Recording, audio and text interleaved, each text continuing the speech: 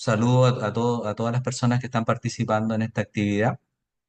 Entiendo funcionarios de la Universidad de Chile, varones y mujeres, y la Superintendencia de Pensiones tiene la oportunidad en este caso de ofrecer una relatoría sobre el sistema previsional chileno.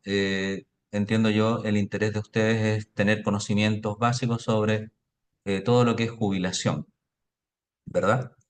Eh, Comenzamos entonces con la primera lámina que tiene que ver con el- las funciones o el objetivo o la misión que tiene la Superintendencia de Pensiones, ¿verdad? Eh, la misión de la Superintendencia de Pensiones es proteger los derechos previsionales de las personas, tanto en el ámbito del sistema de pensiones, que es el tema que nos ocupa en este momento, como también en el ámbito de lo que es el seguro de cesantía, que más bien es un beneficio que se aplica a los trabajadores del sector privado. Y esto lo hace la superintendencia a través de una supervisión, regulación del sistema, de tal forma que las personas puedan recibir en forma oportuna y clara eh, la información que requieren, incorporando la perspectiva de género en su quehacer. Esa es la misión institucional. Vamos viendo el sistema previsional chileno entonces. El sistema chileno de pensiones eh, se estructura en esos tres pilares. El pilar más conocido, que es el pilar obligatorio, que es el contributivo, que consiste en que de nuestras rentas o remuneraciones se descuenta una cotización que va para la AFP, el pilar obligatorio. También existe un pilar voluntario que está integrado fundamentalmente por todas aquellas cotizaciones que eventualmente el trabajador, él o ella, puedan aportar a su AFP de manera voluntaria y no obligatoria. Y finalmente el pilar solidario, que incorpora una serie de beneficios que otorga el Estado en materia de pensiones. Antes eran las pensiones solidarias de vejez, ahora es la pensión garantizada universal.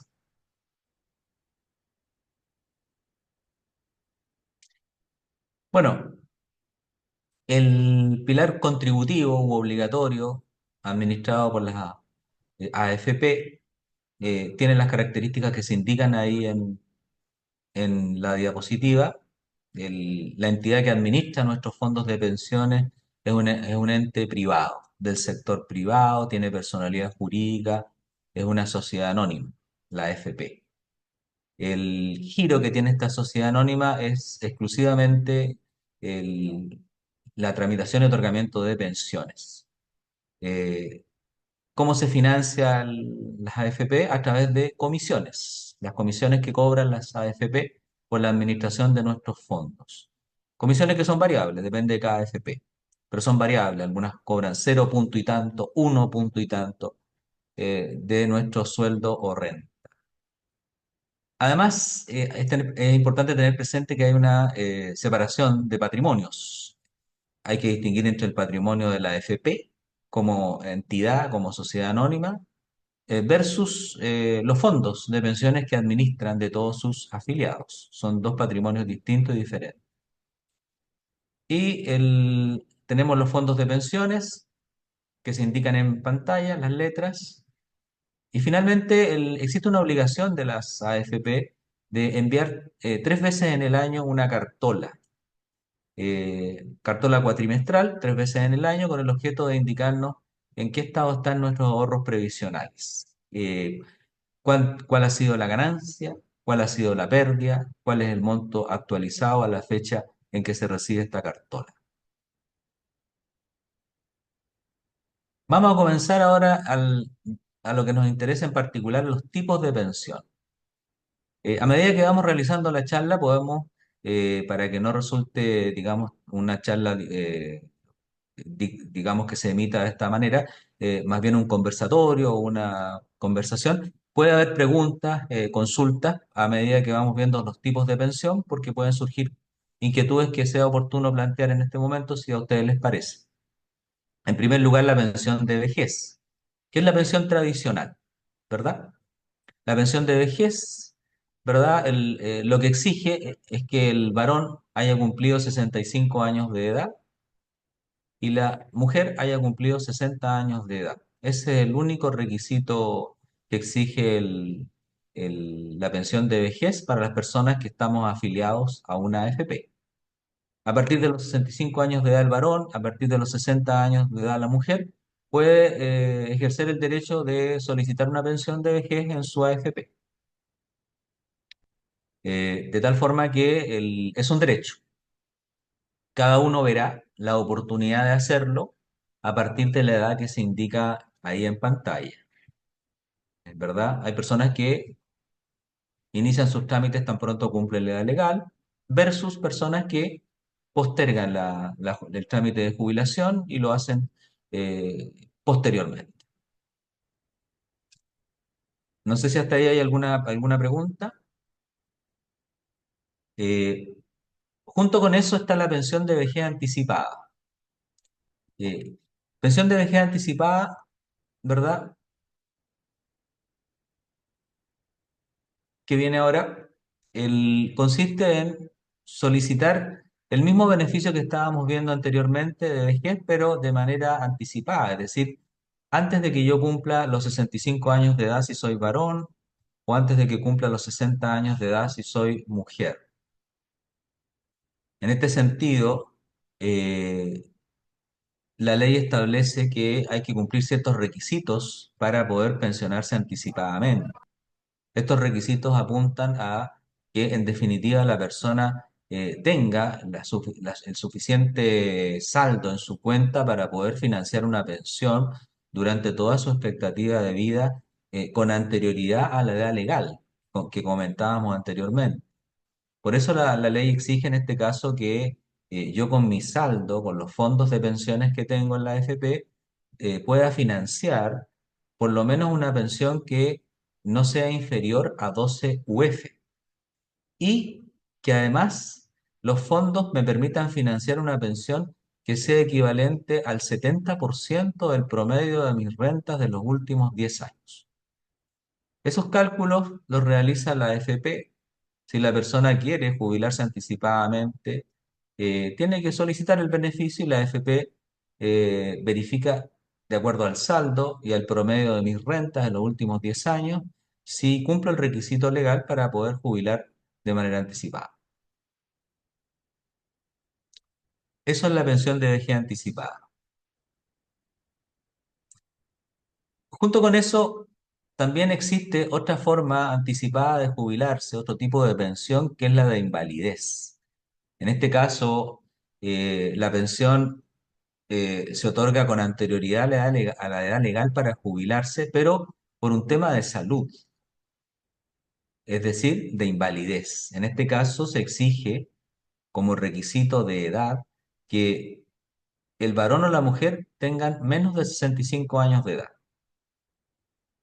En ese caso hay que tener presente, por lo tanto, lo que acabo de indicar, que en el caso de la mujer, si bien la mujer puede jubilar a los 60 años de edad, también puede acceder a una pensión de invalidez en la medida que no haya cumplido los 65 años.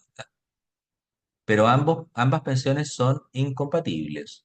O se pide la pensión de vejez a partir de los 60 años de edad a la mujer, o bien, si tiene alguna contingencia de salud, alguna patología que la coloque en la necesidad de pedir una pensión de invalidez, en ese caso debe hacerlo antes de cumplir los 65 años de edad. Y segundo requisito, como les comentaba, no estar pensionado por vejez. Esos son los requisitos para la pensión de invalidez en cuanto a la edad. Junto con eso, la pensión de invalidez supone una calificación médica que no está a cargo de la AFP porque es un tema médico, sino que de una comisión médica. En cada región de nuestro país existe una comisión médica regional a quien la AFP debe derivar nuestra solicitud para pensionarnos por invalidez. Esta comisión médica regional es la que emite un dictamen donde determina si yo tengo o no derecho a la invalidez desde el punto de vista médico. En este sentido, la invalidez se define como un menoscabo que sufre mi salud y que afecta mi capacidad de trabajo. No me permite trabajar al 100%. Hay una merma, una disminución, una afectación de mi capacidad laboral como consecuencia de esa patología o de las patologías que yo pueda tener. En ese sentido, conviene tener presente que las patologías que evalúa una comisión médica regional para que yo pueda tener una pensión de invalidez a través de mi AFP son patologías de origen común, es decir, se excluyen aquellas patologías o enfermedades que yo pueda tener a causa o con ocasión del trabajo. Esas patologías no están relacionadas con la pensión de invalidez de AFP, sino que son patologías de origen laboral, que son de competencia, ¿verdad?, de la respectiva mutualidad en que esté afiliado el empleador para quien yo trabajo. Entonces hay un dictamen que determina si yo cumplo el requisito de invalidez para tener derecho a la pensión. En términos prácticos, la ley dice que el porcentaje que debe otorgarme la comisión médica debe ser por lo menos del 50%. El menoscabo debe ser del 50% de mi capacidad para trabajar. A veces la invalidez puede ser transitoria y a veces puede ser total, como vamos a ver enseguida.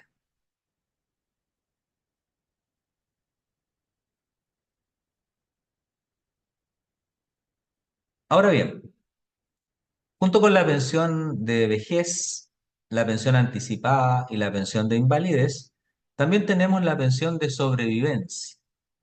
Ahí ustedes pueden apreciar en pantalla cuáles son los beneficiarios de una pensión de sobrevivencia en una AFP. Son personas que tienen un vínculo familiar con el afiliado, ¿verdad? Puede ser su cónyuge o conviviente civil, pueden ser sus hijos hasta los 18 años de edad y una vez que cumplen la mayoría de edad hasta los 24 años, siempre que estén estudiando. También se incluye dentro de los beneficiarios o beneficiarias de esta pensión a la madre o el padre de hijos de filiación no matrimonial del afiliado o del afiliado. O sea, aquellas parejas que no están unidas por el vínculo del matrimonio o la unión de acuerdo civil, de convivencia civil, y tienen hijos en común. Ese es el requisito. Madre o padre de hijos de filiación no matrimonial, ¿verdad? Distinto al cónyuge o aquellos que tienen un acuerdo de unión civil. Y finalmente, si no existe ninguna de estas personas, si la persona fallecida, la pensión de sobrevivencia supone que como requisito básico sine qua non es que el afiliado o la afiliada haya fallecido. Si no hay cónyuge, si no hay conviviente civil que sobrevivan al causante, si no hay hijos, si no hay madre o padre de hijos de filiación no matrimonial, eh, serán los padres del causante los que tendrán derecho a esa pensión. Ahí tenemos entonces, si nos detenemos en este momento, hemos visto en términos muy generales lo que son los tipos de pensión que ofrece nuestro sistema chileno de pensiones. Pensión de vejez, pensión anticipada, pensión de invalidez y de sobrevivencia. Me gustaría saber si hay consultas, inquietudes o algún comentario respecto de estos tipos de pensión.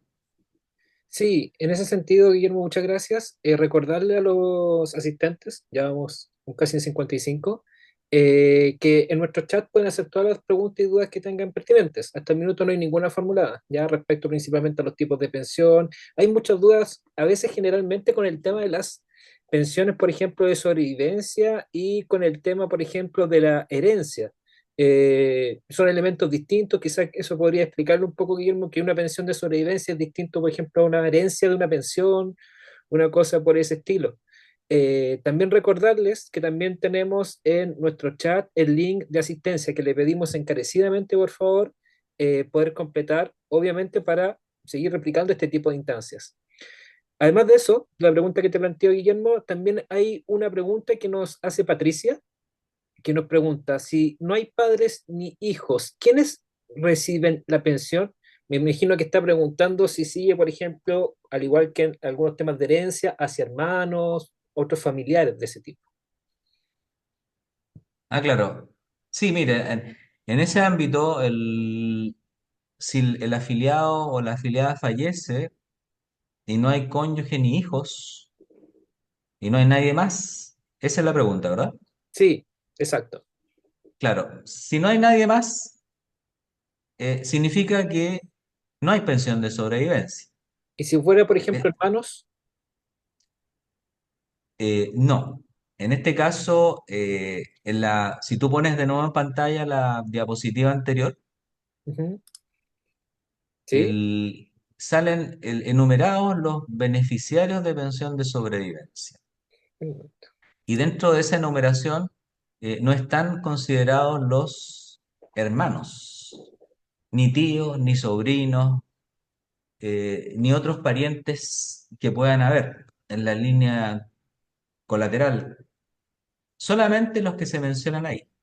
Por ok, lo tanto, si fallece la afiliada y fallece soltera, sin hijos, y tampoco están los padres, están fallecidos, y quedan hermanos, por ejemplo, de ella que falleció, los hermanos o hermanas que pueda tener la afiliada fallecida no tienen derecho a pensión de sobrevivencia por los fondos de su hermana fallecida. En este caso, el beneficio que se configura es la herencia, que es un beneficio distinto a la pensión de sobrevivencia.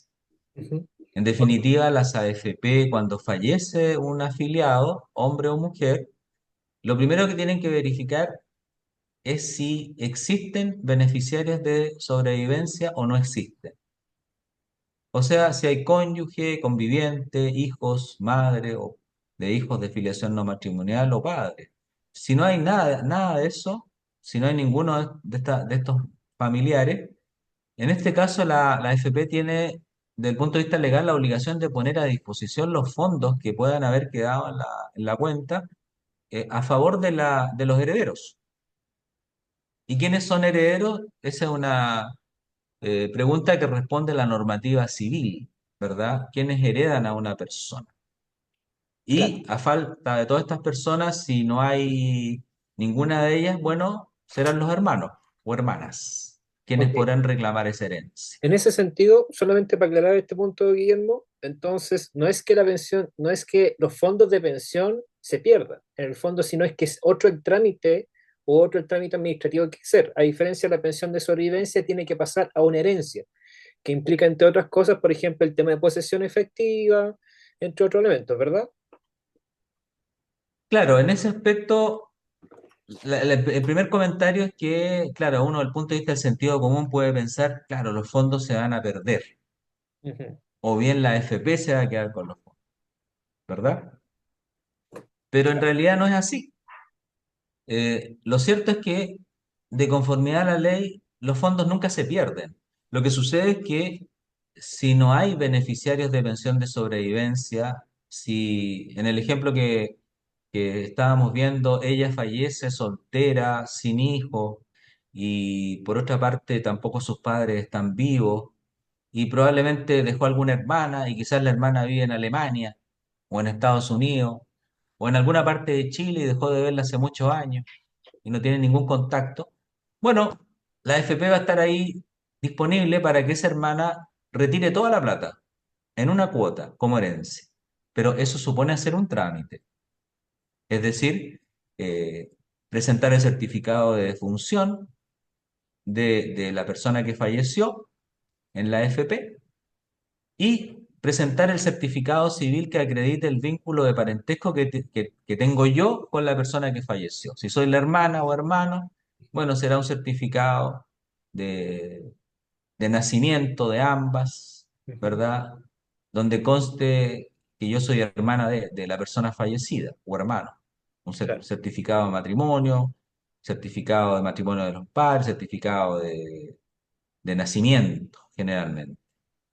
espectacular. Ahora, en cuanto al tema de la posesión efectiva, eh, lo que indica la normativa es que la posesión efectiva no siempre es necesaria. Eh, cuando cuando se trata de parientes directos, por ejemplo, los hijos, porque los hijos pueden cobrar pensión de sobrevivencia, como indica ahí la diapositiva, hasta los 24 años de edad. Si los hijos cobraron pensión y ya son mayores de 24, bueno, podrán solicitar los fondos que queden como herencia y no se les pide posesión efectiva. A menos que los fondos que haya dejado el causante sean de un monto mayor a 5 unidades tributarias anuales, o sea, sobre los 4 o 5 millones de pesos. De lo contrario, no es necesaria la posesión efectiva. En todo caso, el trámite de posesión efectiva no tiene mayor complejidad, quizás en el registro civil. Sí, eso es efectivo. O sea, en el registro civil, en realidad, cuando es un trámite bastante rápido, cuando se hace, salvo que hay una impugnación de las posesiones efectivas. Eh, Hay otra consulta que pregunta Rosemary respecto a, creo que respondiste en parte, si se hereda todo el fondo o solo una parte del fondo.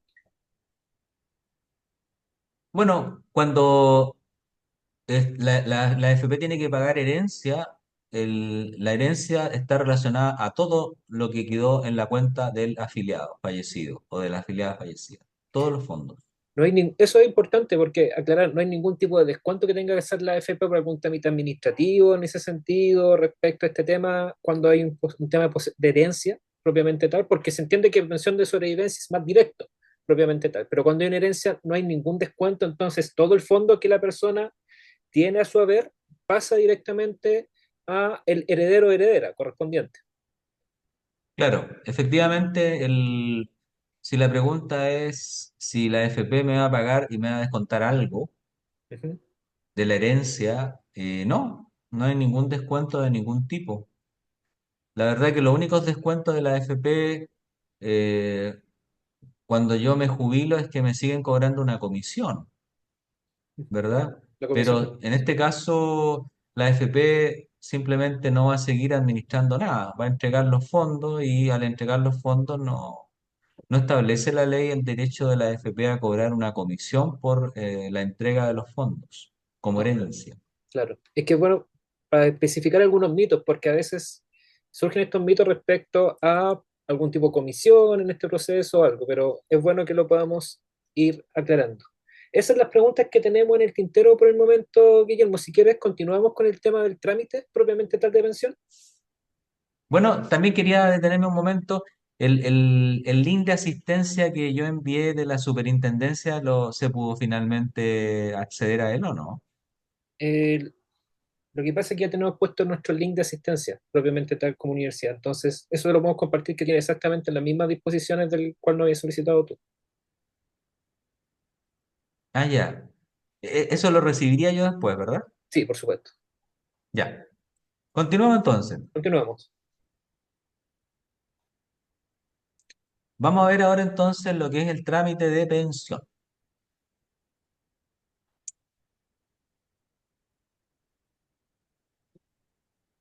Habría que avanzar en la diapositiva.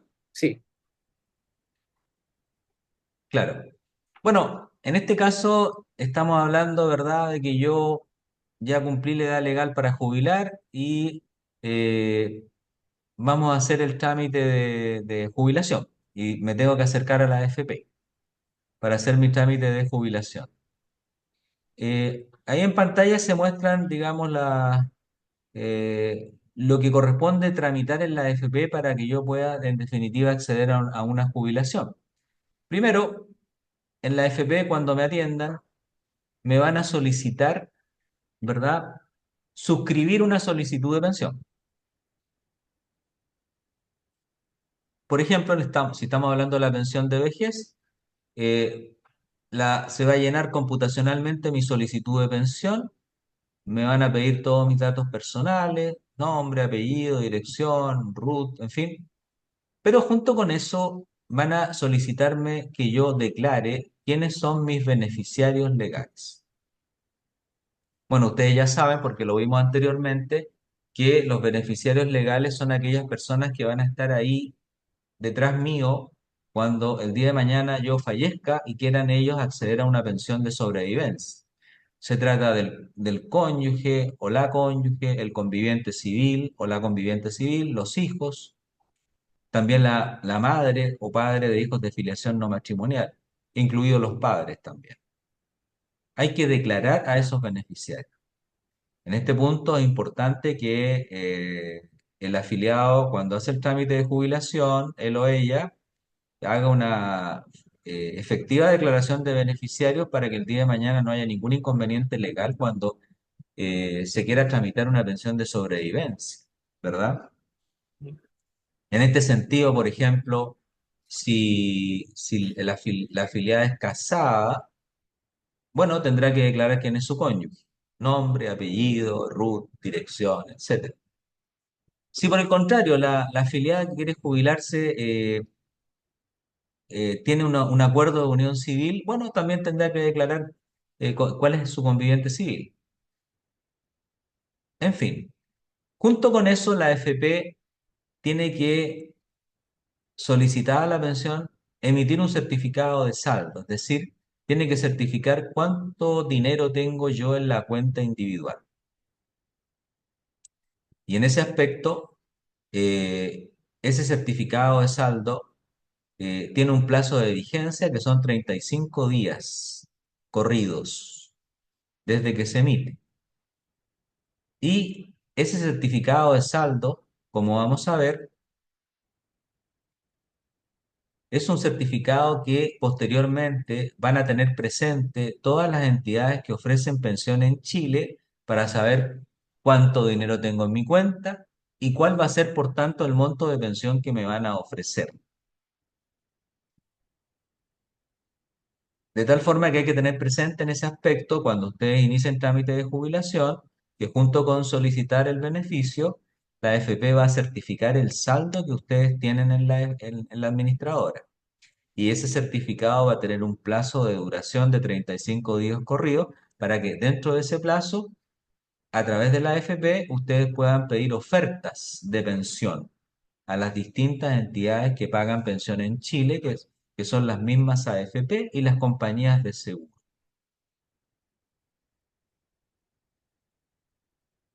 Entonces, recordar lo que acabamos de indicar, ¿verdad? En términos generales, la solicitud de pensión, la declaración de beneficiario y el certificado de saldo que emite la AFP.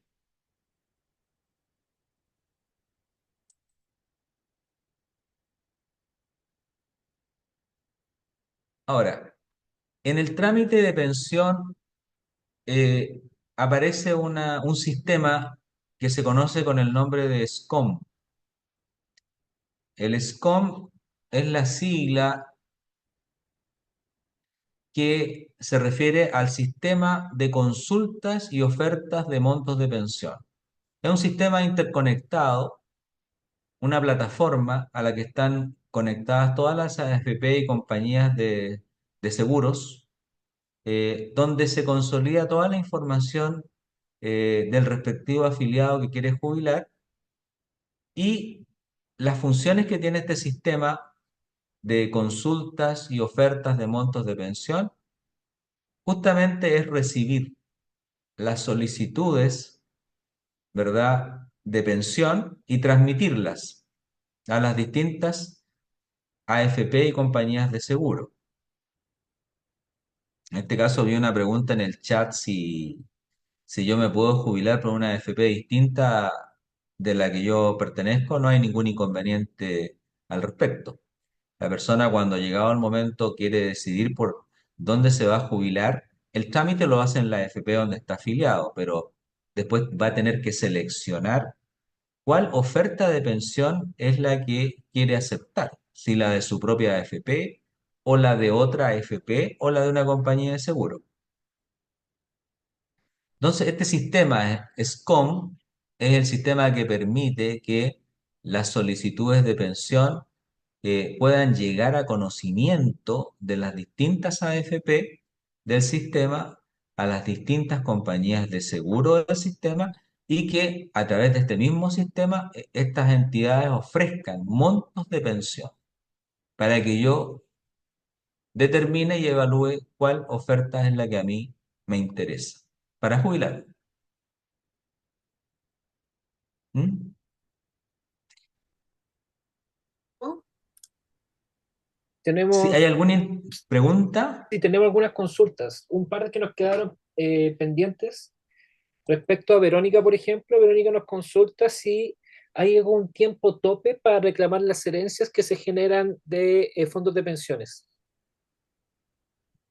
la verdad que no, desde el punto de vista legal, no existe técnicamente un plazo de prescripción para solicitar la herencia que quedó en una AFP. En otras palabras, se han transcurrido 5 años desde que falleció el afiliado o desde que falleció la afiliada, o han transcurrido 10 años o 15, y en algún momento aparece por ahí un familiar que, digamos, no tenía conocimiento de estos fondos y finalmente se entera, puede hacer perfectamente el trámite de retiro de herencia. No, la AFP no va a negar el pago de la herencia. Ujú. Ok, espectacular. También Marco pregunta si la herencia está afecta a algún impuesto. Ya dijimos que la herencia no tiene ningún tipo de comisión por parte de la AFP o algo, pero cuando la AFP realiza el traspaso correspondiente al heredero o heredera de ese traspaso, ¿se tiene que declarar algún tipo de impuesto? ¿Algún impuesto de segunda categoría? ¿Algún impuesto a la renta? Bueno, la verdad que esa es una pregunta más bien de carácter tributario, pero lo que puedo señalar yo es que la herencia es pagada por la AFP a, a los herederos, ¿verdad? Y la entidad que determina si en esa herencia hay que pagar algún tipo de impuesto, que es el impuesto a las herencias, es el Servicio de Impuestos Internos, cuando se hace el trámite de posición efectiva. Porque en el trámite de posición efectiva, cuando la herencia, el retiro de la herencia exige realizar ese trámite, ¿verdad? La solicitud de posición efectiva se hace en el registro civil y en la tramitación de la posición efectiva interviene posteriormente el Servicio de Impuestos Internos que determina si, atendido los fondos que dejó el causante, esa herencia está afecta o no al impuesto de herencia. Ujú. En Ok, ese sentido, la AFP, si se requiere posición efectiva, va a exigir un certificado del Servicio de Impuestos Internos que determine si la herencia está o no afecta a impuestos. Por lo tanto, no es la AFP, sino que es el Servicio de Impuestos Internos quien determina si la herencia que la familia quiera retirar de la AFP está sujeta o no a impuestos. ok, espectacular. También tenemos una pregunta de Claudia respecto a la declaración de beneficiarios. Dice si esta es solo para pensión de sobrevivencia o también para herederos. Bueno, la declaración de beneficiario es una exigencia legal que tiene la AFP cuando yo quiero solicitar una pensión. ¿Y a qué pensión me refiero yo? A la pensión de vejez, que es la que todas las personas vamos a tramitar cuando jubilemos, Ujú, la pensión de invalidez, ¿verdad? Si yo me pensiono anticipadamente por un tema médico y la comisión médica de la región me califica la invalidez, o una pensión anticipada, cuando yo quiero jubilarme antes, no por razones de salud, sino que porque tengo la cantidad de fondos suficiente para jubilarme antes, voy a tener que declarar mis beneficiarios. Pero si yo tengo una pensión de sobrevivencia, la situación es distinta porque ahí no es necesaria una declaración de beneficiario. La declaración de beneficiario se pide al afiliado, ujú. a la persona que está afiliada a la AFP. Lo digo de otra forma con un ejemplo. Si la señora María era la afiliada y falleció y quedó una hermana, o más bien pensión de sobrevivencia eh, el cónyuge sobreviviente, ¿verdad? Y la señora María falleció y va su cónyuge a pedir una pensión de sobrevivencia. La AFP le va a tramitar la pensión de sobrevivencia, pero no le va a exigir al cónyuge de la señora María que declare los beneficiarios de pensión, porque esa exigencia solamente corresponde pedirla a la persona afiliada a la AFP. Estamos hablando de la persona afiliada a una AFP de cuyos fondos se trata, porque ahí en el ejemplo, el cónyuge de la señora María no es el titular de los fondos de la señora María, es el cónyuge sobreviviente de la señora María. La titular de los fondos que quiere cobrar como pensión el cónyuge sobreviviente, la titular es ella, la señora María, la que falleció. Por lo tanto, es a ella a quien la AFP le habría podido exigir la declaración de beneficiarios, pero no a la persona que cobra una pensión de sobrevivencia. Y la explicación está en que la declaración de beneficiario en realidad es una exigencia para que si el día de mañana el afiliado muere, la AFP tiene que recurrir al listado de beneficiarios de pensión de sobrevivencia que el afiliado fallecido declaró. Si la señora María declaró que ella era casada y tenía su cónyuge, bueno, si la señora María falleció, la AFP va a decir, bueno, va a venir el cónyuge a cobrar la pensión de sobrevivencia porque en su declaración de beneficiario estaba registrado el cónyuge. Pero el cónyuge cuando venga a solicitar la pensión de sobrevivencia es innecesario que le pidan una declaración de beneficiario porque no son sus fondos, eran los fondos de su cónyuge. No sé si quedó clara ahí la Sí, explicación. hay una contrapregunta respecto a eso. La persona que lo preguntó dice, ya, pero estoy preguntando como, señor María, si puedo poner a mis herederos. Esa es la pregunta que ella realiza. La ¿Me contrapregunta. repites la pregunta que no escuché bien? Hay una contrapregunta respecto a la misma persona que planteó la pregunta propiamente tal. Dice si, estoy preguntando si ella como señora María, en este ejemplo ficticio que estamos usando, puedo poner a mis herederos como beneficiarios. No. No. Recuerden, en las diapositivas que fueron las primeras que se proyectaron, está la de los beneficiarios de pensión de sobrevivencia.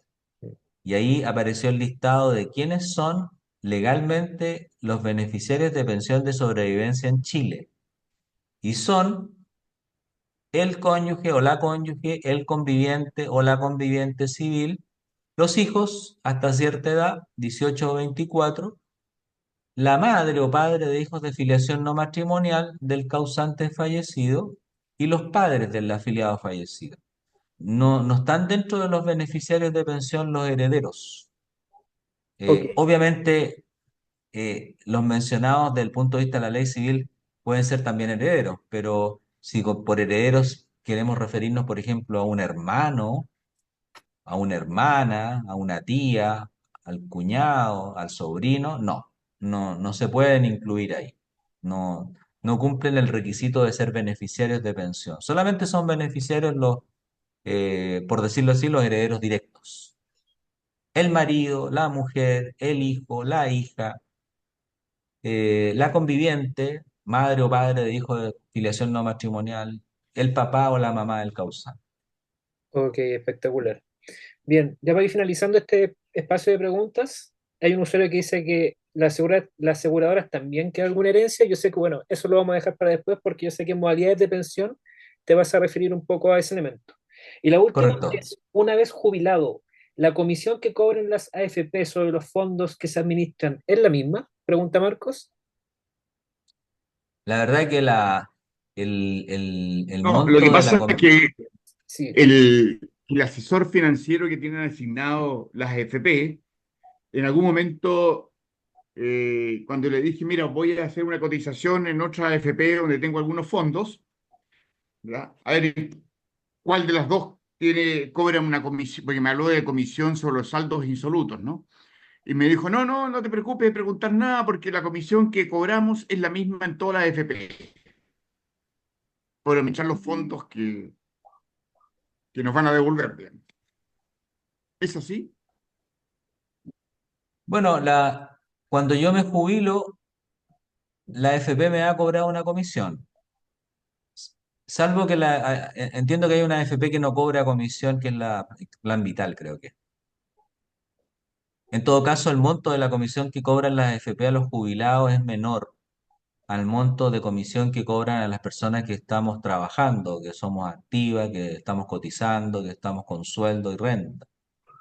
O sea, yo jubilado, la AFP me va a seguir cobrando una comisión, salvo que hay una AFP del sistema que no está cobrando comisión, pero esa comisión es menor al monto de comisión que me cobran cuando yo soy trabajador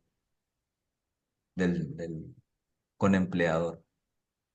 Eh, no sé si la pregunta también va orientada a lo que las compañías de seguro. Al menos en la redacción de la pregunta está enfocada a la AFP. ¿Ya? Yo sé que respecto a compañías de seguro, si gustas, Guillermo, expliquemos el tema de modalidades de pensión, porque ahí entran a explicar, vas a explicar un poco más el tema de las compañías de seguro y el tema de las modalidades de pensión. Entonces, no sé si no tengo otras preguntas en el tintero, si continuamos. Sí, por supuesto. Ok.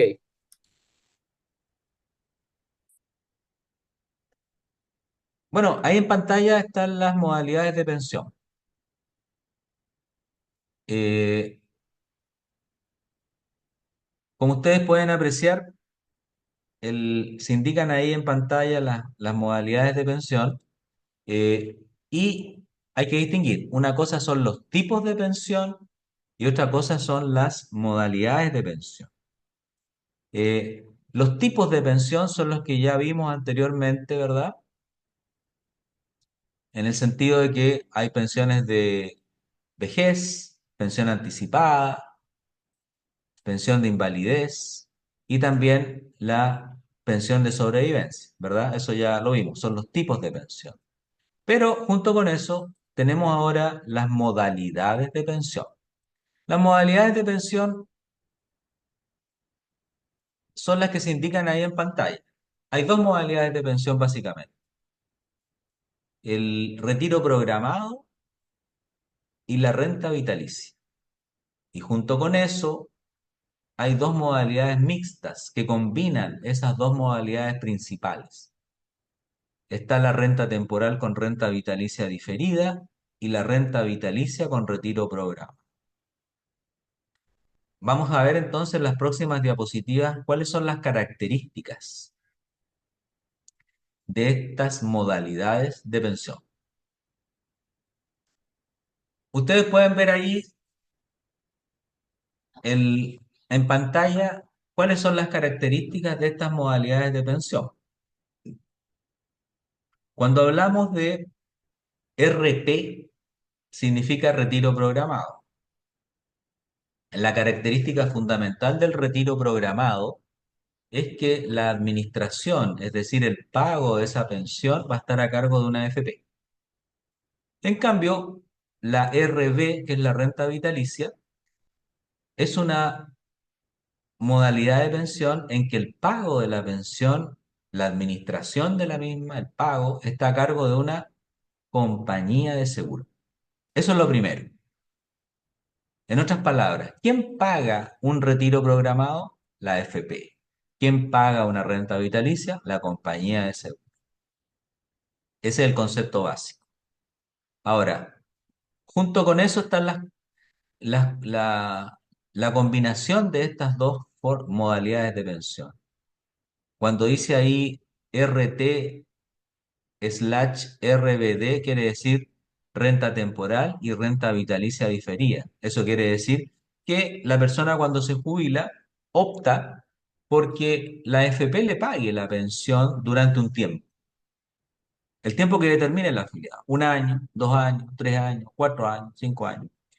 Y transcurrido ese plazo que el afiliado determina, entra a pagar la pensión ya de manera exclusiva la compañía de seguro. Por eso se llama renta vitalicia diferida, porque no es inmediata, está postergada en el tiempo. Y junto con eso está la renta vitalicia con retiro programado, es decir, ahí de manera conjunta la AFP me va a pagar la pensión a mí junto con la compañía de seguro, en la proporción que yo determine.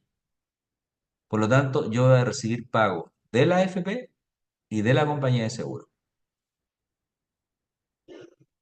Partí con esa explicación para que quedara claro, ¿verdad?, que en estas modalidades de pensión intervienen dos entidades, en definitiva. Siempre van a intervenir dos entidades, dependiendo de cada caso. O la AFP o la compañía de seguro, o bien al mismo tiempo la AFP y compañía de seguro.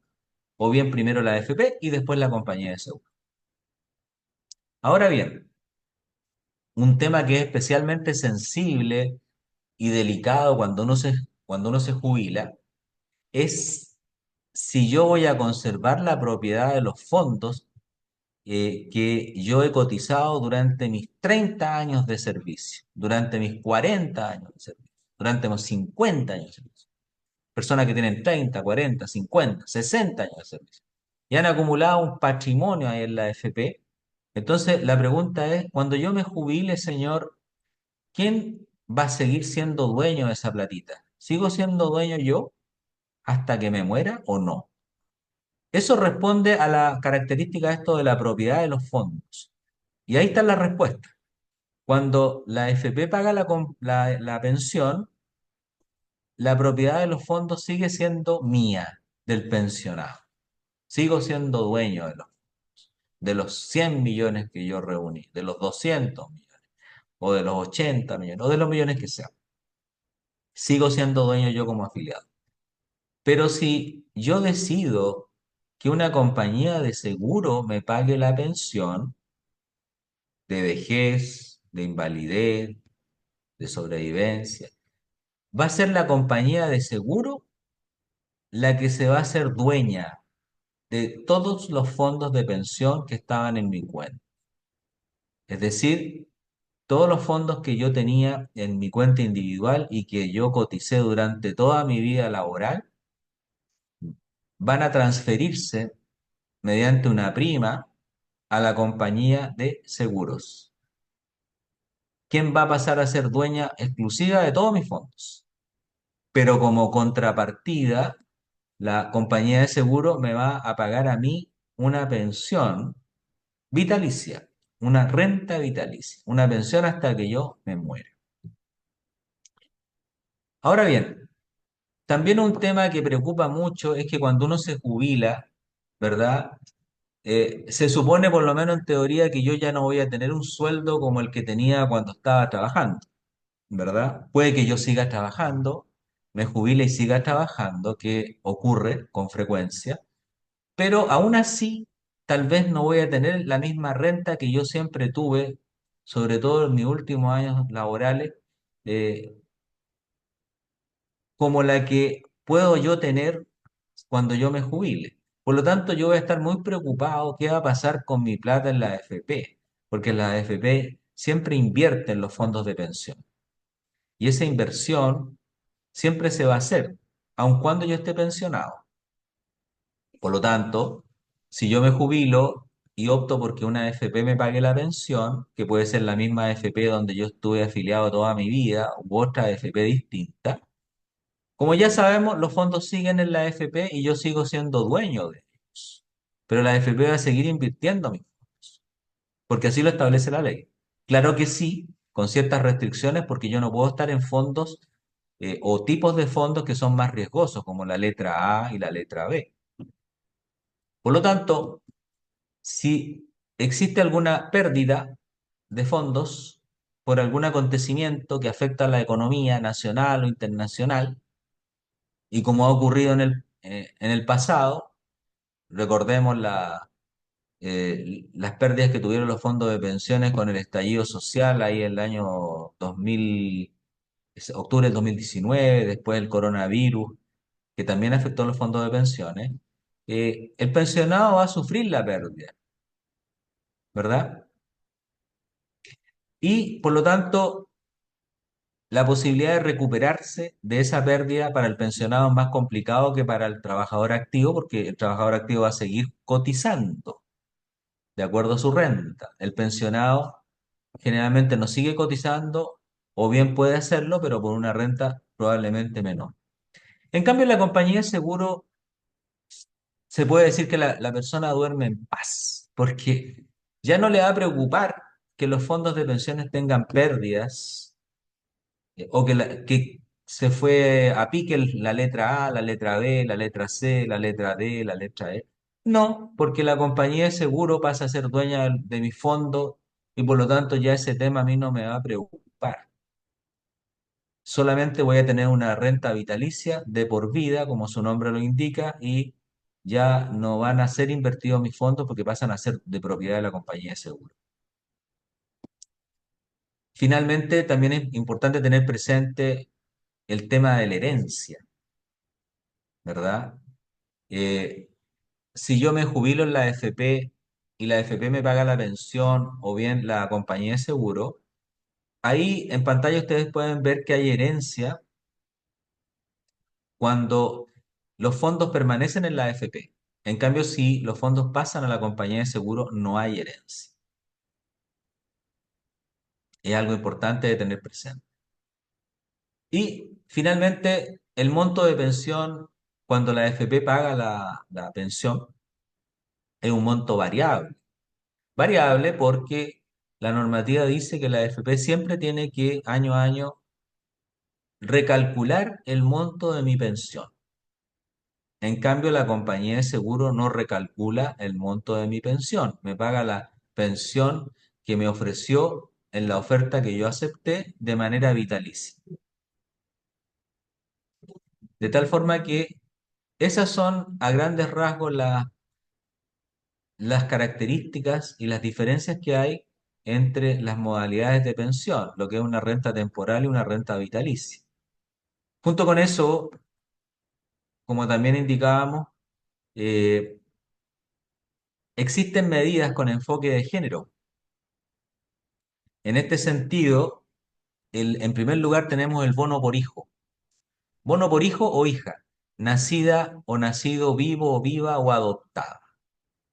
En este sentido, como dice la diapositiva, el bono por hijo, que en realidad legalmente se llama bonificación por hijo o hija, lo que busca es incrementar el monto de la pensión de la mujer por cada hijo, nacido vivo o adoptado. ¿Qué quiere decir eso? Que el bono por hijo no es un bono que la mujer pueda retirar en una sola cuota, como su nombre lo puede sugerir, sino que es un monto de dinero que aporta el Estado que equivale aproximadamente, a la actualidad son algo de 700.000 pesos por hijo. Es el 10% de 18 ingresos mínimos mensuales. Si yo cumplo los requisitos y solicito el bono por hijo, el Estado me lo entrega, pero lo deposita en mi AFP, para que la AFP con esos fondos proceda a recalcular el monto de mi pensión. No sé si hasta ese momento hay alguna inquietud, Sí, alguna pregunta. sí, Guillermo, hay una pregunta, por ejemplo, respecto al tema del bono por hijo. Andrea pregunta, ¿qué pasa con, entre comillas, letra chica de la bonificación de bono por hijo o hija, como la cuota mortuoria?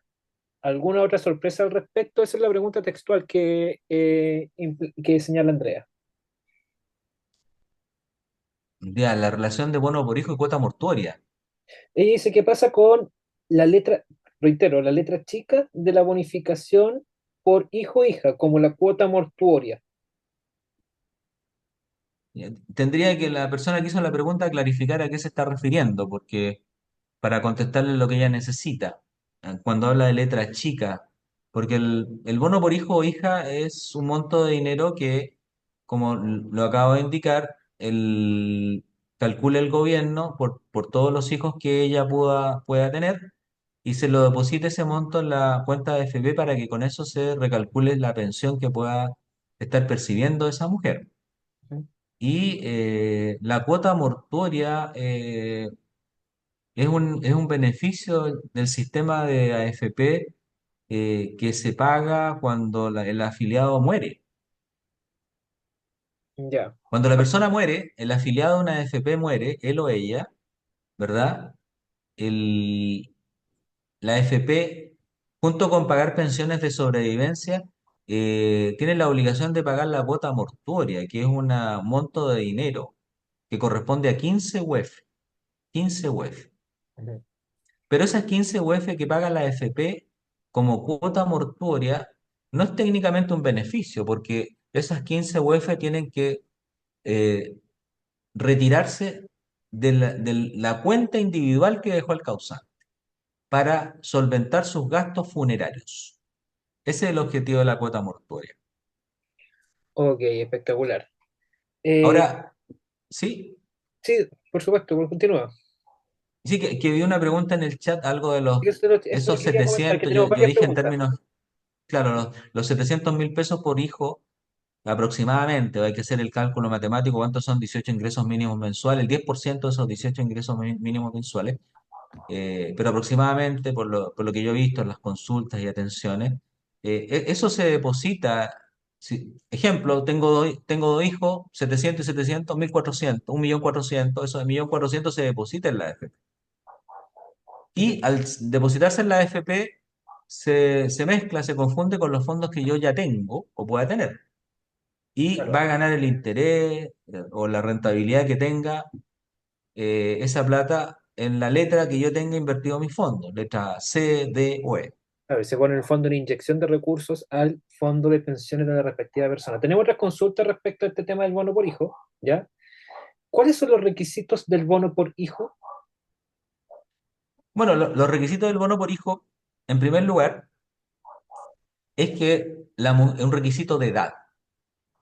Una característica típica de los requisitos en materia de pensiones es la edad. Ya vimos para las pensiones de vejez, el varón 65 años de edad, la mujer 60 años de edad. En el caso de la pensión de invalidez, que la mujer o el hombre tengan menos de 65 años de edad. En el caso del bono por hijo, la mujer tiene que tener cumplidos los 65 años de edad. Ese es el primer requisito, la edad. O sea, ¿cuándo la mujer puede solicitar bono por hijo? Una vez que cumpla los 65 años de edad. En segundo lugar, es necesario que la mujer esté afiliada a una AFP, porque el bono por hijo no es un bono que se entregue directamente a la mujer, sino que se le deposita en la cuenta de AFP donde está afiliada para que se mejore el monto de su pensión. En tercer lugar, es necesario o también puede acontecer que la mujer no esté afiliada a una AFP. La tercera situación es de aquellas mujeres que sin estar afiliadas a una AFP sean beneficiarias de una pensión de sobrevivencia o sean titulares de una pensión garantizada universal, ¿verdad? Para que cumpliendo el requisito de edad, más si son beneficiarias de pensión de sobrevivencia o tienen una pensión garantizada universal, puedan acceder al bono por hijo. Porque en ese caso, como no están afiliadas a una AFP, ¿verdad? La entidad pagadora de pensión le va pagando mensualmente el bono por hijo, junto con la mensualidad de pensión. A diferencia de la mujer que está afiliada a una AFP, donde se le deposita en su cuenta individual íntegramente todo el fondo de bono por hijo. Respecto a la oportunidad del bono por hijo, hay una pregunta que hacía alusión si este se depositaba en las cuentas cuando el hijo nacía. Ya vimos que no, sino es que primero la persona tiene que tener cumplido los 65 años. Ahora, desde la solicitud, ¿cuándo se produce el depósito? El, ¿Estamos hablando del bono por hijo? Bono por hijo.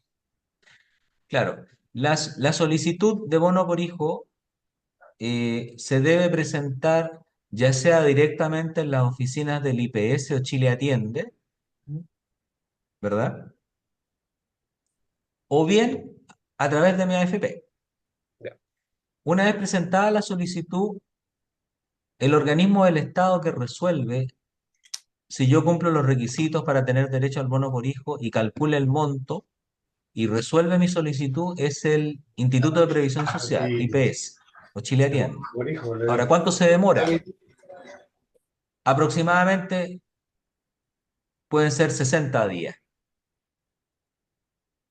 Ok. Entre 45 y 60 días el IPS resuelve mi solicitud de bono por hijo, emite una resolución con el monto del bono por hijo a que yo tengo derecho y junto con eso transfiere los fondos a mi AFP. Ok, espectacular. Un par de preguntas más antes de ya ir finalizando esta parte. Se pregunta cuánto es el monto del bono por hijo. Bueno, ya lo dijimos, el 10% de 18 ingresos mínimos mensuales, ¿ya? Y preguntan también si una persona es jubilada de aseguradora, o sea, está en sistema de renta vitalicia, igual se recibe bono por hijo. ¿Correcto? El, cuando la persona, si la mujer jubiló, pongamos un ejemplo, los ejemplos permiten entender mejor los conceptos legales. Si la mujer sabemos que puede jubilar a partir de los 60 años de edad, ¿verdad? También sabemos ahora que el bono por hijo lo tiene que pedir a contar de los 65 años de edad. También sabemos que un tipo de o modalidad de pensión es la renta vitalicia y por lo tanto la mujer al momento de jubilar, hacer sus trámites en la AFP puede haber optado por una renta vitalicia y haber transferido su fondo a la compañía de seguro. Y cuando cumple 65 años de edad, ella va a tener que solicitar su bono por hijo. Lo puede solicitar por conducto de su compañía de seguro, en el IPS o Chile Atiende o a través de su AFP. Porque en esta materia es importante recordar que ella sigue siendo afiliada de la AFP. Aunque la AFP ya no tenga un solo peso de ella, la ley dice que la afiliación es única y de por vida, permanente. A pesar de que ella ya no tiene vínculo con la AFP porque está en una compañía de seguro y la compañía es la que le paga la pensión. Por lo tanto, ese bono por hijo, esa plata de bono por hijo, en el ejemplo, dos hijos, 1.400.000, 1.500.000 aproximadamente, el IPS lo va a transferir no a la compañía de seguro, lo va a transferir a mi cuenta de AFP. Ya, Esa es la respuesta. ok, espectacular. Ya, una última consulta, ya para seguir, para después continuar con la presentación. De Jimena dice, y voy a contextualizar un poco, ¿cuál es la diferencia entre la cuota mortuoria y asignación por muerte? Porque creo, señala posteriormente, porque creo que al solicitar el bono por hijo se pierde la asignación por muerte. Esa es la consulta que realiza Jimena. Ya. Bueno, para contestar esa pregunta, el, hay que tener claro acá que el sistema previsional vigente en Chile es el de la AFP. Sin embargo, también existe vigente en Chile otro sistema previsional denominado el antiguo sistema previsional o de las cajas de previsión, que es el administrado por el IPS ex INP. Eso me imagino que ustedes lo saben. Hago ese primer alcance porque la cuota mortuoria corresponde a una prestación propia del sistema de AFP, cuando la persona fallece. En cambio, la asignación por muerte es una prestación y más bien un beneficio estatal que solamente tienen derecho las personas que están afiliadas al antiguo sistema de pensiones, a una caja de previsión. Ok, Dicho lo anterior, dicho lo anterior, si yo siempre he sido imponente del antiguo sistema de la caja de previsión, por ejemplo, caja de empleados públicos, de empleados particulares, el servicio de seguro social, la caja de los ferrocarriles, la caja de previsión de la Marina Mercante, en fin, son muchas cajas, más de 20. Si yo me muero, se va a poder cobrar ahí un beneficio que financia el Estado, que se llama asignación por muerte. Pero si por algún motivo, en algún momento de mi vida laboral, yo, habiendo sido imponente por años del antiguo sistema, me afilio a una AFP, ya dejo de pertenecer al antiguo sistema.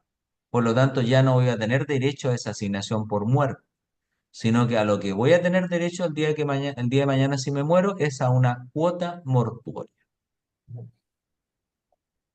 Ok, No sé espectacular. si, Sí, en no ese sé si sentido. explicado de esa forma se entiende un poco mejor. No, sí, también Andrea nos ha complementado un poco respecto a lo que dice la BCN, respecto a que efectivamente la cuota mortuoria está asociado a el decreto ley 3500, que es el sistema, que es el decreto que en fondo crea las AFP. Bien, vamos a continuar.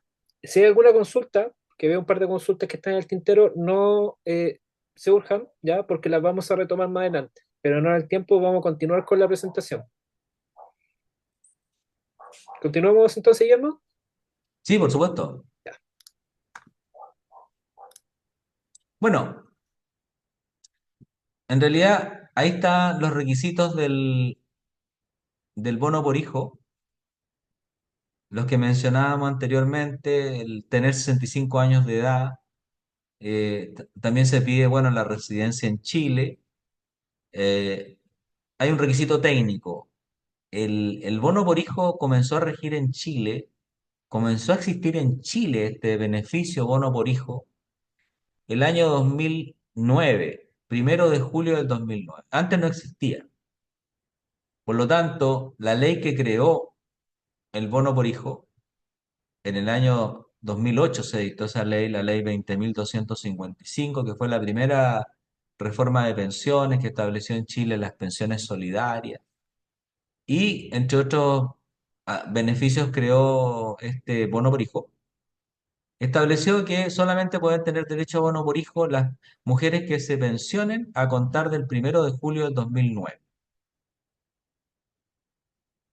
Ese es un requisito. Por lo tanto, eh, si yo, siendo ella mujer, se jubiló antes de ese año y de ese mes y de ese día, por ejemplo, el 2003, el 2004, el 2005, 2006, no cumple el requisito para tener derecho al bono por hijo. Tiene que haberse pensionado a contar de julio del 2009. Y ese requisito se estableció porque en virtud del principio legal de que las leyes no pueden regir con efecto retroactivo hacia atrás, sino que si establecen beneficios son desde que se publican en adelante. Y junto con eso, el bono por hijo excluyó de este beneficio a los pensionados de las antiguas cajas de previsión, del IPS y también de las instituciones armadas, DIPRECA, Carabineros, y CAPREDENA, la Defensa Nacional.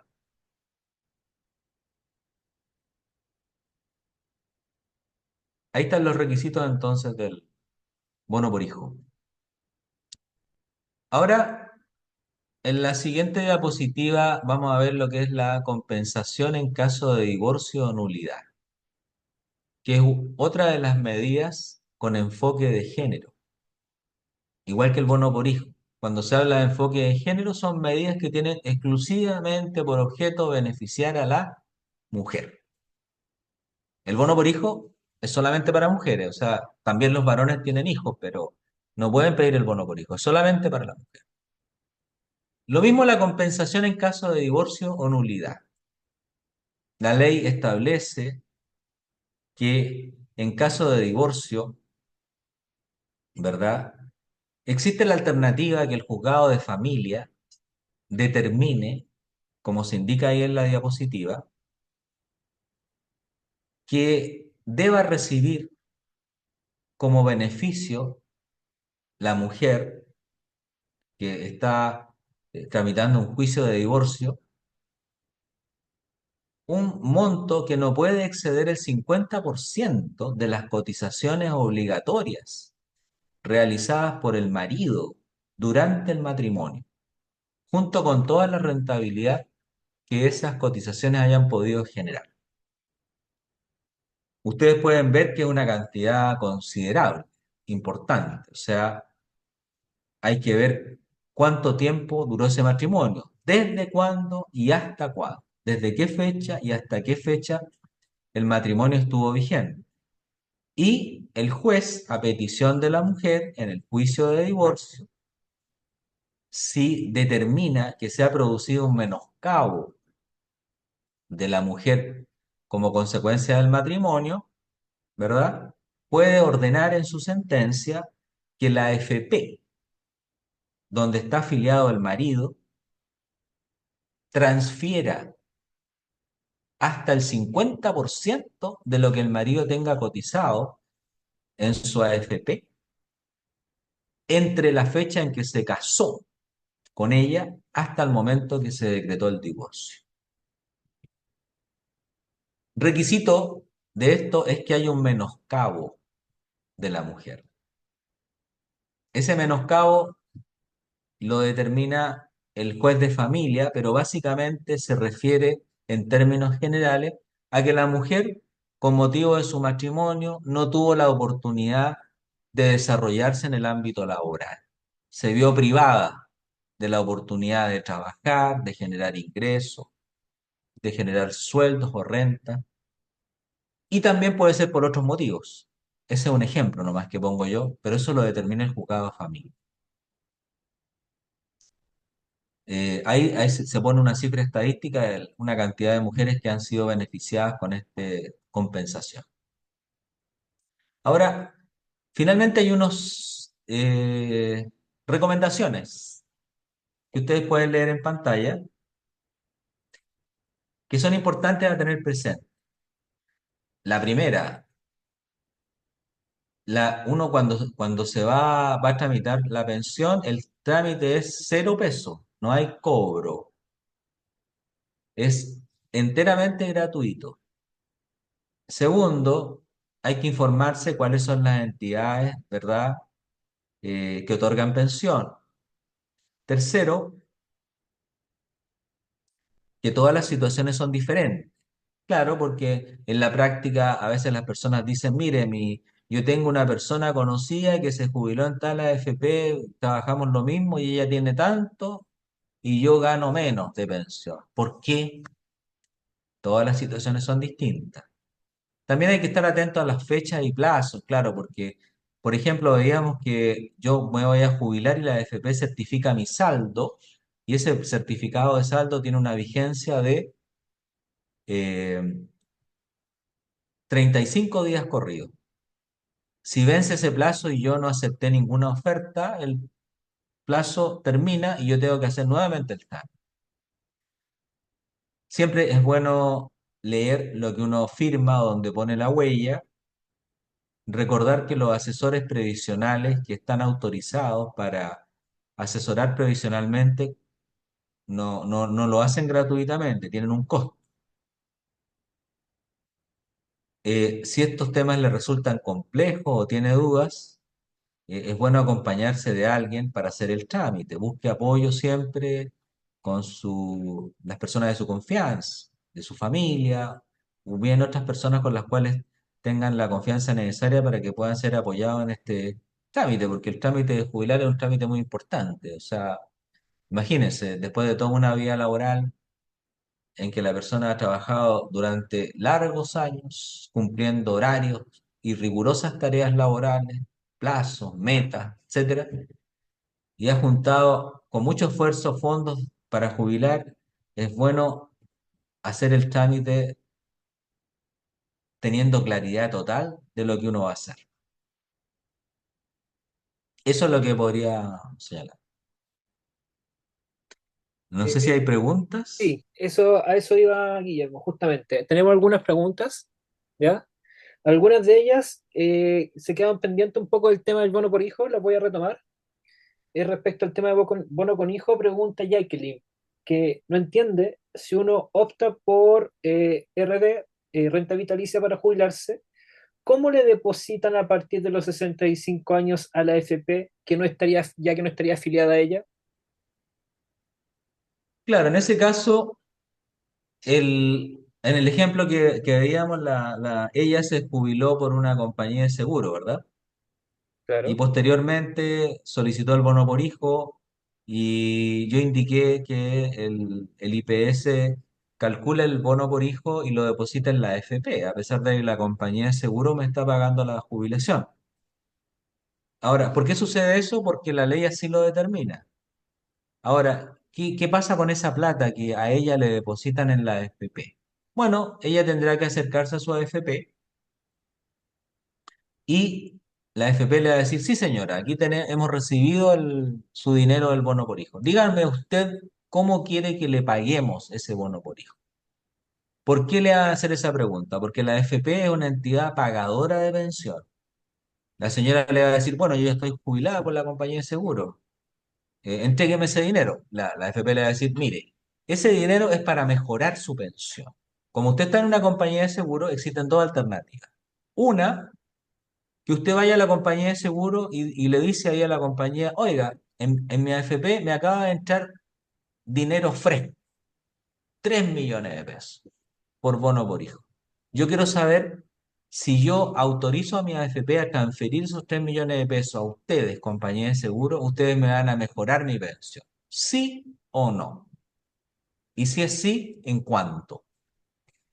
Esa es una alternativa. Y la otra alternativa es que la señora diga, bueno, mire, yo necesito que ustedes me paguen el bono por hijo. Entonces la AFP le va a calcular una pensión adicional, paralela a la pensión que tiene en la compañía de seguro.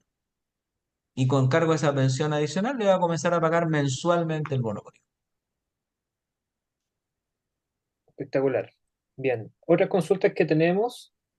Marco pregunta, ¿puedes confirmar que las modalidades retiro RT, RT, RVD es consecutiva y la RB con RP es simultánea? Claro, la modalidad de pensión que es simultánea es la renta temporal con renta vitalicia o retiro programado con renta vitalicia. Quiere decir que yo decido que del total de mis fondos, por ejemplo, yo tengo 100 millones, 50 millones pasan a la compañía de seguro y con eso la compañía de seguro me financia la pensión que me ofreció con cargo a esos 50 millones. Y los otros 50 millones la AFP me pague la pensión que me ofreció pagarme con cargo a los 50 millones restantes. Ahí va a haber dos entidades que simultáneamente me van a pagar la pensión. En cambio, yo puedo optar por la alternativa que no es simultánea, sino que la AFP me comienza a pagar la pensión en forma exclusiva durante la cantidad de tiempo que yo determine, 1 año, 2 años, 3 años, 4 años. Y transcurridos esos años, la compañía de seguro me va a seguir pagando la pensión en el monto que yo determiné cuando acepté su oferta y por la cantidad de fondos que yo transferí a esa compañía de seguro. Obviamente, para que la AFP me pague esa pensión durante 1, 2, 3 años, yo voy a reservar una determinada cantidad de fondos que queden en la AFP. Y el saldo, que va a ser el mayoritario, va a transferirse a la compañía de seguro para que ésta me comience a pagar la pensión una vez que transcurran los años que yo determiné que me pagara primero de manera exclusiva la AFP. Ok.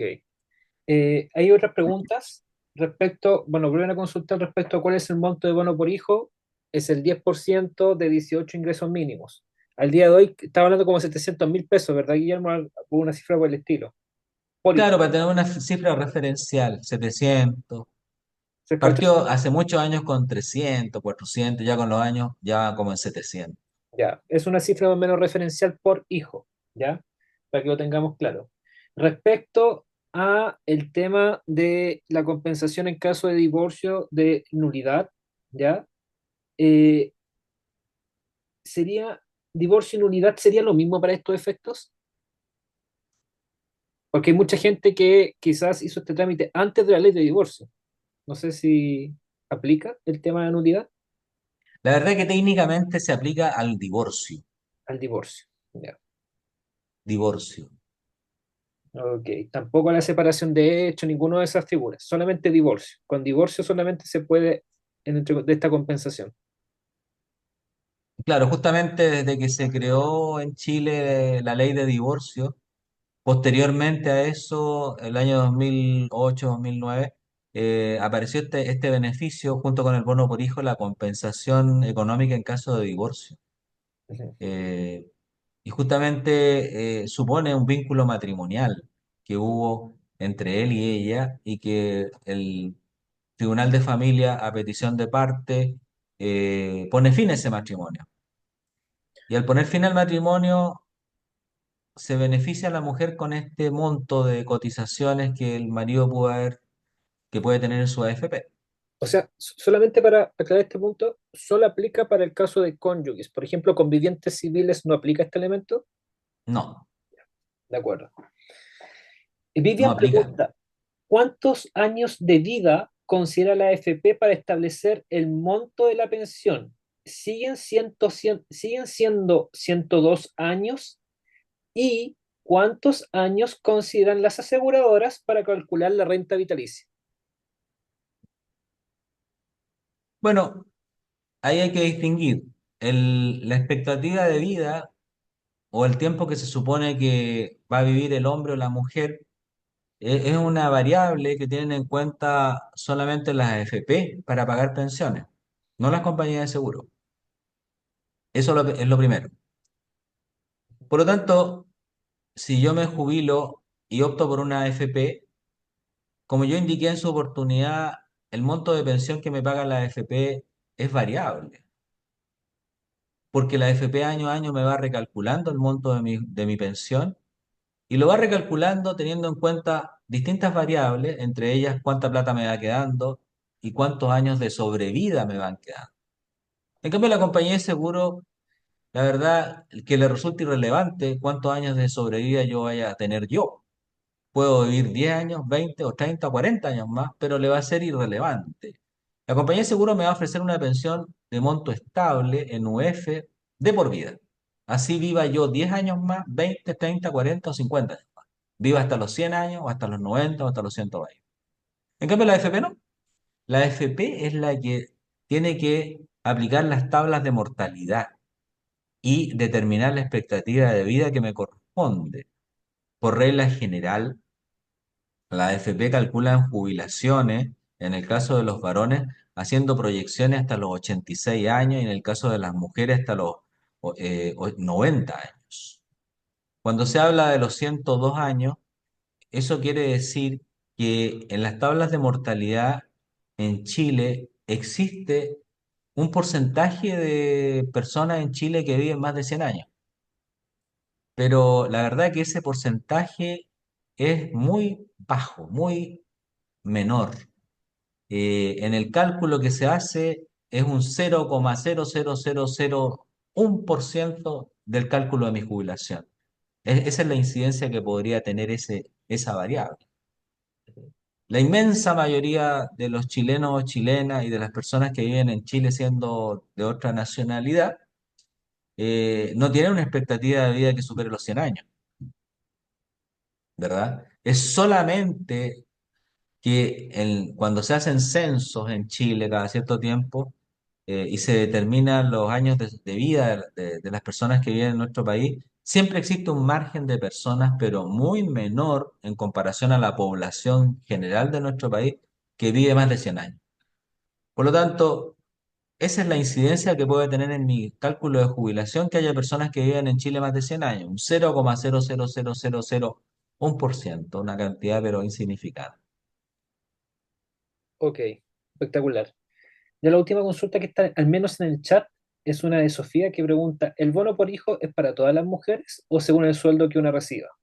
Los 18 ingresos serían sobre la base de 500.000 y se paga solamente una vez. Bueno, esas son las preguntas que tiene Sofía.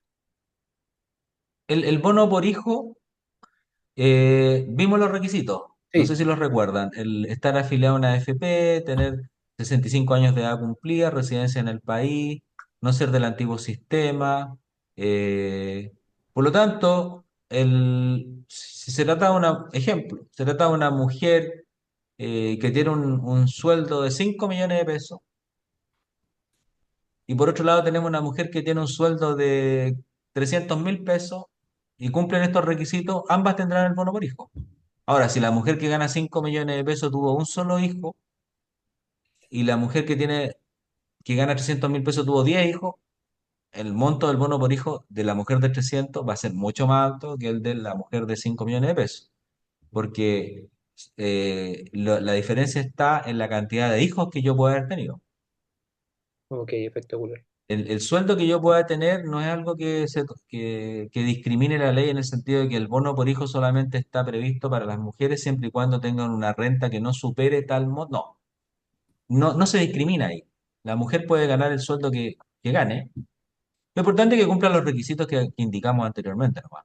Y Claro, se paga una sola vez. claro, que son los que están puestos en pantalla en este minuto. Claro, Bien. no es un beneficio que yo todos los años vaya por mi bono por hijo. Ujú. Se pide una sola vez. Espectacular. Guillermo, tenemos un par de preguntas más en el tintero, aquí desde producción. Eh, son en realidad tres preguntas. Hemos hablado un poco del tema de la pensión de sobrevivencia, también hablamos del tema de la herencia, yo sé que un tema que fue bastante relevante en esta charla. En caso de que haya una renta vitalicia, siempre se va a generar de todas maneras, ya tenemos claro que no herencia, pero sí se puede generar pensión de sobrevivencia, ¿verdad? Claro. Ok, eso era una consulta. La otra está referida fundamentalmente al tema, yo sé que tengo entendido que a la fecha nunca ha pasado, pero en caso de que una FP quebrara, ¿existe algún mecanismo de cómo funciona el sistema en esos casos? ¿Es absorbida por otra AFP? ¿Los afiliados pasan a otra FP? ¿Qué pasa en ese caso? Bueno, la verdad, en los más de 40 años que tiene vigente el sistema, nunca ha habido quiebra a una AFP. Ujú. Sería un Sí, pero caso único. posiblemente. No ha Sí. habido ninguna quiebra de la AFP. Por lo tanto, el, en este caso, la Superintendencia de Pensiones, el organismo que autoriza el funcionamiento de la AFP y las fiscaliza y las regula para que efectivamente estén en condiciones de otorgar pensiones. Y ya dijimos que esto de la quiebra de la AFP más bien es algo, yo diría, sería pero algo rarísimo porque se distingue entre el patrimonio de la AFP como sociedad anónima y el patrimonio de los fondos de pensiones que administra. Ujú. Por lo tanto, en el hipotético caso de que una sociedad anónima que se dedica al giro de la AFP quiebre, en cuanto a su patrimonio propio, no los fondos míos, sino que el patrimonio propio. En ese caso, la Superintendencia de Pensiones intervendrá y determinará lo que corresponda para que los fondos de pensión estén debidamente protegidos. Y se tomarán las medidas necesarias en ese caso para ver qué AFP va a seguir administrando los fondos de pensiones de esa AFP que ya no va a seguir operando en el sistema porque se produjo su declaratoria de quiebra. Ok, de acuerdo. Por último, tenemos hay una consulta, ya ahí para ir finalizando, de Jacqueline, que nos dice referente al bono por hijo, si uno opta porque te lo deposita en la AFP, ¿eso también está afecto a pérdidas si la AFP tienen bajas? Sí. Claro, todos los fondos que yo pueda tener en la AFP y todos los fondos que en algún momento ingresen en la AFP, ya sea por bono por hijo o por compensación en caso de divorcio o por cualquier otro motivo, están sujetos a la inversión que realizan la AFP de mis fondos de pensiones y pueden tener ganancias o pérdidas. Ok. Ya por último, ¿nos podría dar un poco algunos tips respecto al tema de la pensión garantizada universal? Claro, la pensión garantizada universal, eh, que entró en vigencia en Chile hace un par de años, es una pensión que el monto actual está en 214.000 pesos mensuales, ¿verdad? Y es una pensión que tiene como requisito, el primer requisito de edad que siempre piden las pensiones, es que la persona que postula tenga cumplido los 65 años de edad, en primer lugar. Ese es el primer requisito de la pensión garantizada universal. Ahora, junto con eso, para tener derecho a la pensión garantizada universal, se piden requisitos que apuntan a la situación socioeconómica de la persona, que se determina en su registro social de hogares. Ujú. Y en segundo lugar, hay requisitos que apuntan al monto de la pensión que le calculó la AFP cuando la persona se jubila, el monto de la pensión base que se llama, que actualmente está el tope en 1.158.000 pesos. Hay Eh, una pequeña aclaratoria. Ojo que mucha gente a veces lo confunde con que eso es la pensión líquida que una persona recibe. Y la verdad es que no es así. claro, los requisitos de la pensión garantizada universal o PGU, que son edad, focalización y residencia, también tiene que tener residencia en el país. En cuanto a la pensión que exige la ley para que yo cumpla el requisito de tener una pensión menor a 1.158.000 pesos que indica la ley hoy en día, no se refiere a la pensión real, a la pensión que yo cobro, a la que me depositan, sino que es una pensión de cálculo que la AFP tiene que determinar cuando yo me jubilo y que se determina considerando todo el monto de dinero que yo tenía al momento de jubilarme, pero sin considerar mi situación civil, si yo soy soltero, casado, con hijos, sin hijos.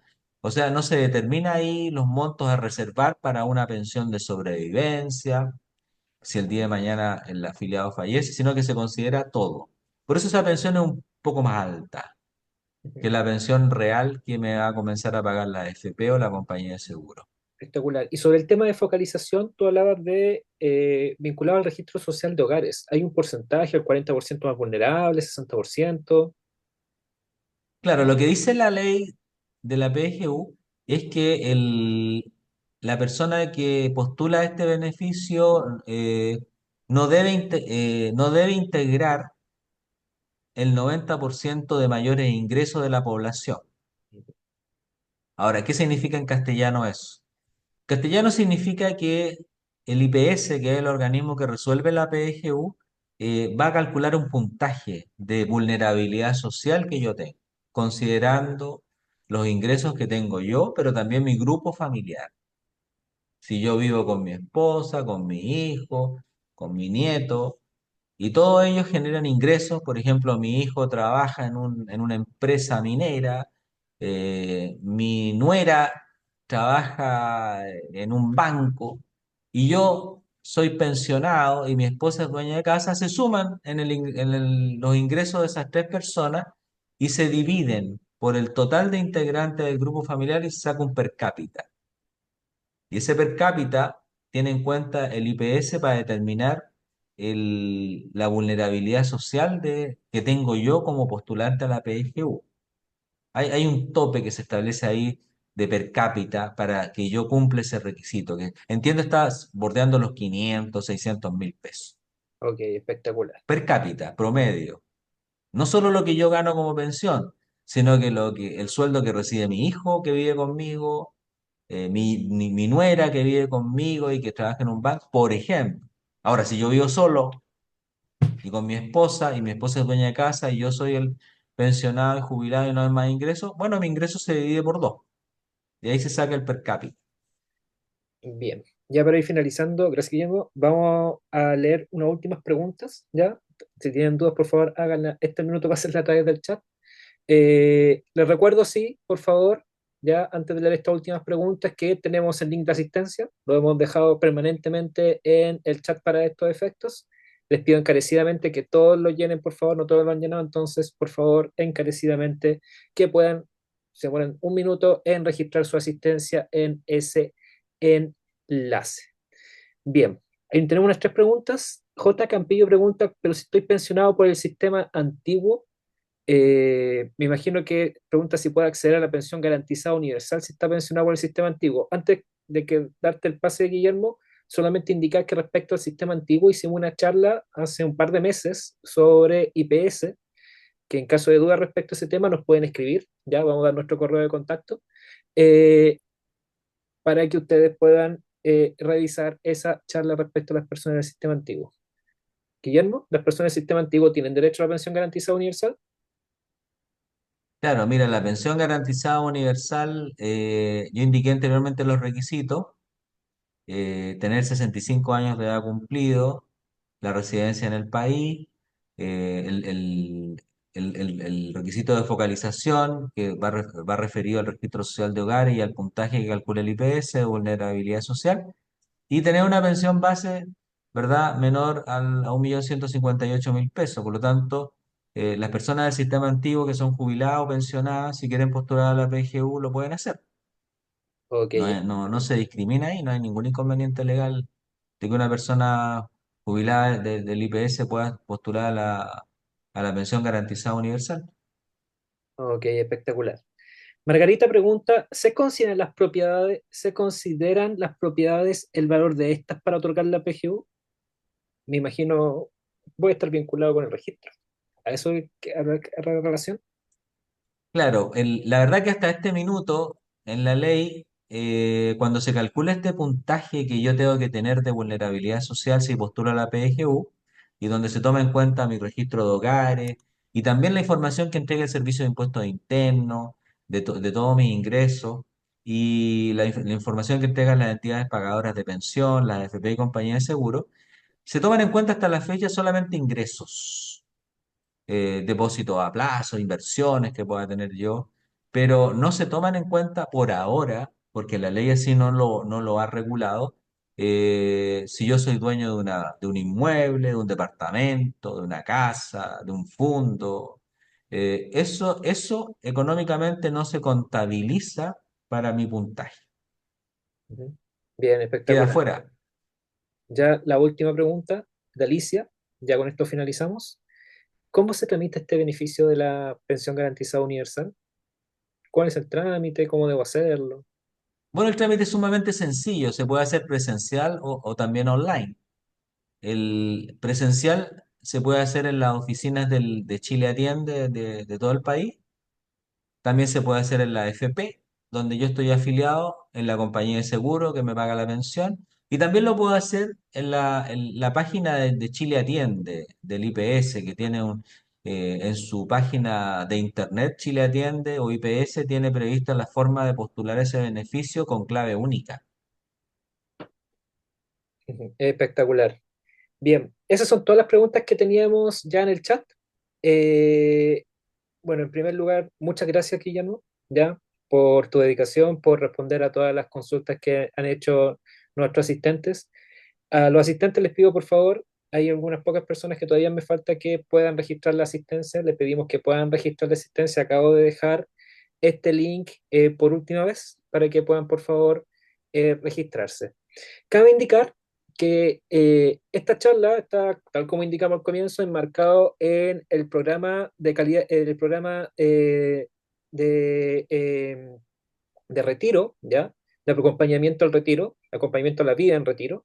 Y es un programa que vamos a seguir continuándolo con futuras charlas durante este mes y meses siguientes. Vamos a hacer charlas respecto con FONASA, con la Superintendencia de Salud para el caso de la ISAPRES. Vamos a hacer un nuevo ciclo de programa de incentivo al retiro, de las leyes de incentivo al retiro y también de cajas de compensación en el futuro. Entonces le pedimos a los asistentes que puedan estar atentos a sus correos porque constantemente van a tener novedades respecto a este tema. Guillermo, yo te reitero las gracias, los agradecimientos a nombre de la Dirección de Gestión de Desarrollo de Personas de la Universidad de Chile. También me imagino, y estoy leyendo en el chat, a nombre de los funcionarios que están agradeciendo la charla por lo útil que fue. Y eso fundamentalmente. No sé si quieres decirnos algo antes de despedirte.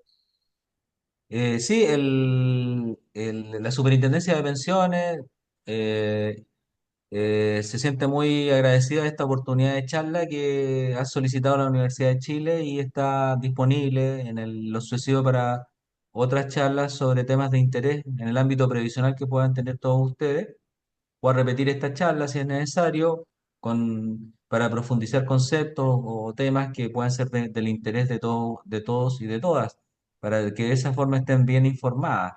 Así que le agradecemos su interés, su participación, las preguntas y el diálogo que se ha producido con motivo de esta charla, que ha sido bastante interesante y espero que haya contribuido, digamos, con un granito de arena al conocimiento que es necesario tener en materia previsional cuando uno eh, tiene que tomar decisiones importantes en su vida, al momento de jubilar, de pensionarse, porque es un momento importante, delicado, y es bueno siempre, cada vez que se tiene la oportunidad de recibir información como esta y otra para que uno esté bien informado de todos estos detalles que tiene el sistema de pensiones, de todas estas particularidades, y tome la decisión bien informado, porque a veces hay personas que vienen a conversar con uno después de que ha pasado la situación, digamos, con ocasión de su jubilación y ya no se puede remediar lo que ha acontecido. Entonces, bueno, antes de siempre informarse bien. Así que muchas gracias.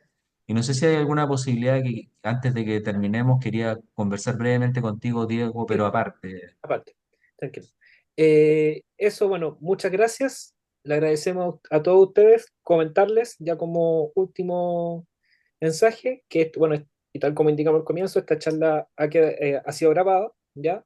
Y va a quedar para su disposición, junto con la presentación que nos ha enviado Guillermo, y además vamos a enviar una encuesta de satisfacción respecto a este tipo de actividades, como una forma también de saber cómo podemos ir mejorando como dirección y como universidad este, este conjunto de servicios que estamos ofreciendo respecto a este programa de a la vida en retiro, acompañamiento a la vida en retiro. Así que eso. Muchas gracias. Guillermo, nos quedamos nosotros. ¿Ya? Ok, Hasta luego, que estén bien. muchas gracias.